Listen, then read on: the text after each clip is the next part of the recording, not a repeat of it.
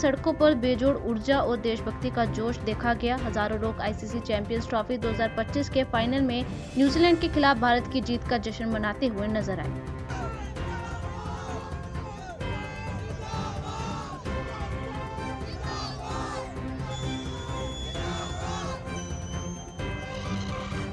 India ना कभी हारी है ना कभी हारेगी। उसके लिए मैं एक शेर बोलूंगा, गिरे हुए बंदे को गिराया नहीं जाता, गिरे हुए बंदे को गिराया नहीं जाता, इंडिया जैसी टीम को हराया नहीं जाता। इंडिया जैसी टीम को जय श्री राम।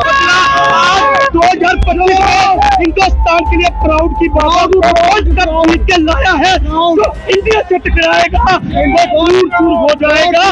भारत माता की जय। कठुआ में नागरिकों की हत्याओं पर विधायक खुर्शीद अहमद शेख ने कहा कि कठुआ में 3 निर्दोष लोगों की जान चली गई। हम इस घटना की निंदा करते हैं और हमारी संवेदनाएं पीड़ितों के परिवार के साथ हैं। यहाँ स्थिति में सुधार नहीं हुआ है। केंद्र सरकार को जिम्मेदारी लेने की जरूरत है।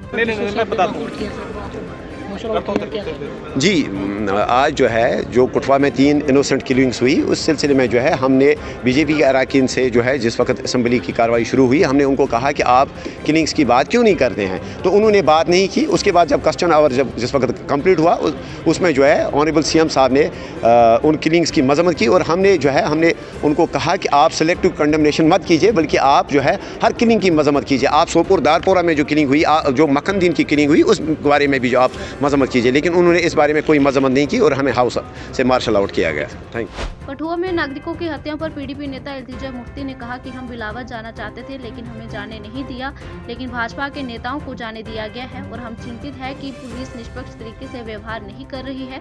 सबसे कम उम्र की पीड़िता 14 साल की थी और हम निष्पक्ष जांच की मांग करते हैं। बिलावर में हमें नहीं जाने दिया। हमने पुलिस को कहा ठीक है, अगर आपको लॉ एंड ऑर्डर का लगता है हम नहीं जाएंगे, लेकिन हमें नहीं जाने दिया। लेकिन जो बीजेपी के लीडर्स हैं उन सबको जाने दिया, जिसकी वजह से we are worried that the police is not behaving in a neutral way. We demand an impartial probe.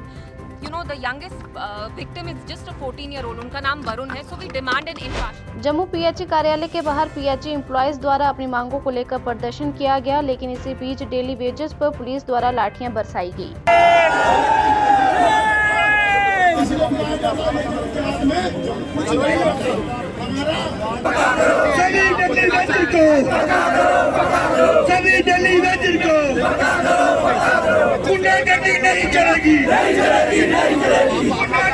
शाम 8 बजे से पीएचई एम्प्लॉय यूनाइटेड फ्रंट जो है वो काम छोड़ हड़ताल पे जा रहा है, जिसकी की सारी जिम्मेदारी उमर अब्दुल्ला सरकार की होगी। चाहे पानी बंद हो, चाहे जो मर्जी हो, उसकी सारी रिस्पॉन्सिबिलिटी जो है वो उमर साहब की होगी। हम यही चाहते हैं कि 20 तारीख से पहले डेली वेजर की रेगुलाइजेशन की घोषणा जो है वो असेंबली के अंदर होनी चाहिए। और इसके साथ साथ में तमाम डिस्ट्रिक्टों के जितने भी हमारे डेली वेजर साथी हैं, जो भी जम्मू आ सकता है, वो सभी 21 मार्च को फिर एक बार जम्मू में बड़ा प्रदर्शन होगा, उसमें शामिल हो। क्योंकि हमें पता है रमजान का महीना चल रहा है, बहुत सारे लोग हमारे जम्मू नहीं आ सकते। जो नहीं आ सकता वो ना आए, लेकिन जो लोग आ सकते हैं, जो एफर्ट्स कर सकते हैं, वो सभी जम्मू में पहुंचे। क्योंकि इस असेंबली सेक्शन में हमने सरकार को मजबूर करेंगे कि इसी असेंबली के अंदर डेली वेजर की रेगुलाइजेशन की घोषणा हो।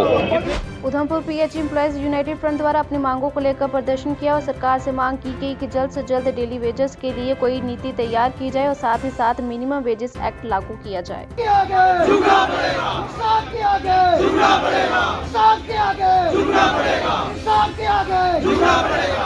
बजट में कुछ भी देखने को नहीं मिला, इसलिए मैं 90 के 90 एमएलए से रिक्वेस्ट दोबारा से करना चाहूँगा कि हमारा पहले नंबर पे बिल लेके आइए कि ताकि हमें रेगुलाइजेशन मिल सके।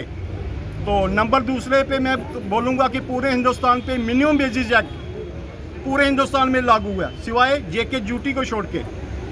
तो हम काम कर रहे हैं गवर्नमेंट का, तो गवर्नमेंट का कोई दायित्व नहीं रहता हमारे लिए।